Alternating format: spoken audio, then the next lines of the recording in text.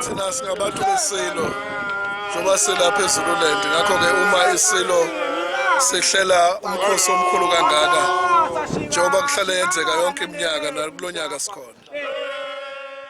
Ngonyama igcizelele ukuthi akuhlonishwe imiqathango njengoba kunalesifo se-COVID-19 ingakho ubona singcosana ngoba sihlonipha umgomo kahulumeni ukuthi singabi baningi kodwa ngaso sonke isikhathi sifaka ama-mask siqhelelane ngokulayelwa umgomo. Njengoba sikumandulo siyafisa ukuthi sigqugquzele kakhulu abantu abasha ukuthi baqhubeke namasiko ethu, baqhubeke namagugu ethu, bafunde ngomlando wakwaZulu ngoba unothile ujulile futhi uyokwazi ukuthi lowo mlando ubasize ngesikhathi esizayo.